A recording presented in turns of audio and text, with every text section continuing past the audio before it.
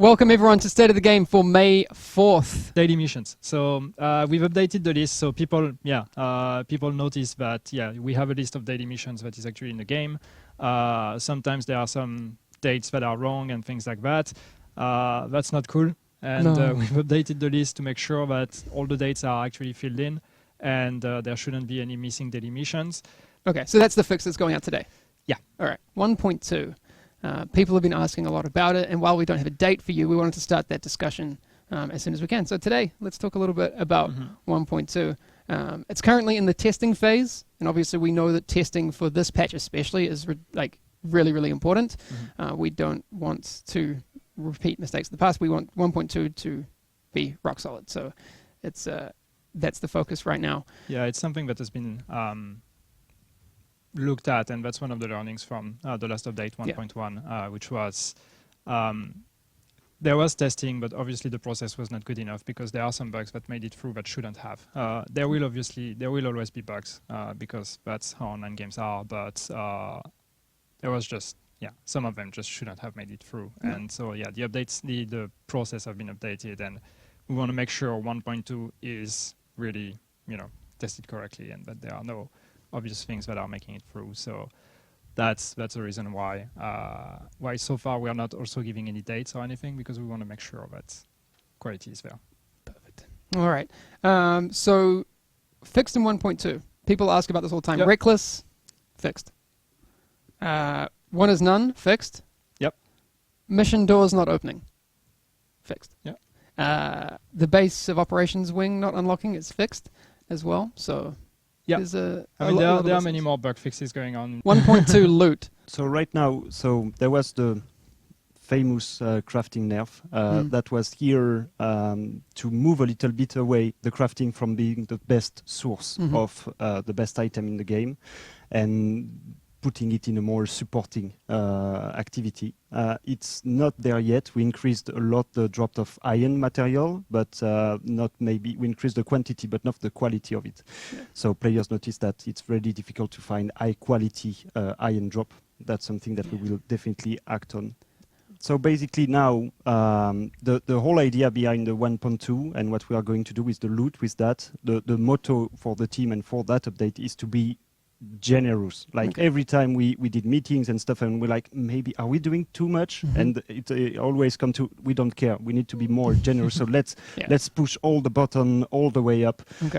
Be more generous in terms of quality of loot, in terms of quantity of loot, in terms of source of loot, and we really want the loot, because that's still the most fun activity in the game, to be your main source of upgrades. Yes. So one of the things I know that we've been testing in 1.2 is I guess people wanted a drum roll. There's going to be a new Dark Zone bracket. Yes. So 200 and above are getting their own bracket. So 200 and above gear sets, gear score, will have their own Dark Zone bracket. So several reasons for that. First of all, it's to keep a balance between the players, of course, so that the most geared player will not be able to harass the low-level players, but it's also a great opportunity for us to offer a tougher challenge in the Dark Zone for that particular bracket. So you will face tougher NPCs, and of course, with a tougher challenge come a better reward. So you will see much more really good loot in that bracket, and basically the best quality you can have in terms of upgrade and items, you will find them. So in the above 200 gear score Dark Zone, you can get 240s? Yeah, you can get 240s gear sets. You can get 204 items. Okay. We played also a little bit about the weight of the different type of items that can drop. So for example, we reduced slightly the mods. So you will see less mods drop, because we know it's a little bit underwhelming when you finally see that nice orange glow and it's just a performance mode. We increased the chance of dropping weapons, because we know that it's really difficult to find a good weapon, especially because you cannot recalibrate your weapon. So you will see much more weapon.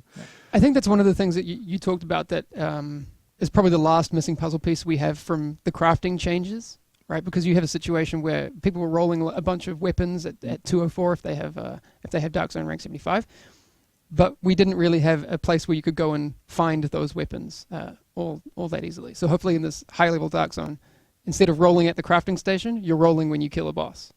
So it's actually doing it through an activity that's fun. And it's not even just the Dark Zone. It's basically all the activities will receive a huge buff in terms of reward, loot drops, including the new activities that will come. But even the previous one that you already know will receive a major buff in terms of loot quality, quantity, and that should make it. Okay, so incursions get more.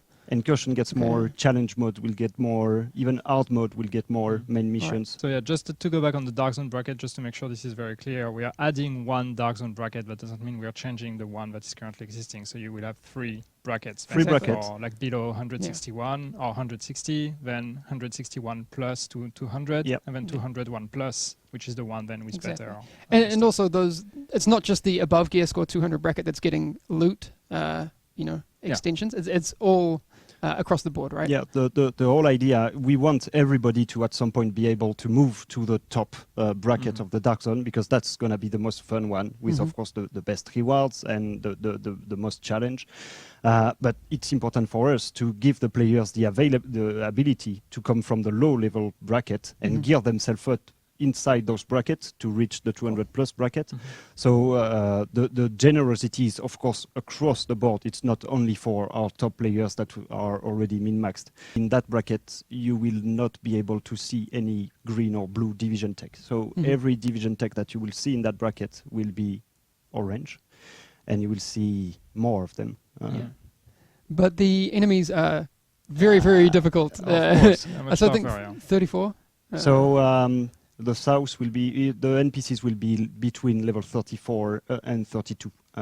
So yeah, of course, bigger challenge, better reward. That PvE in the game is also going to receive a lot of love.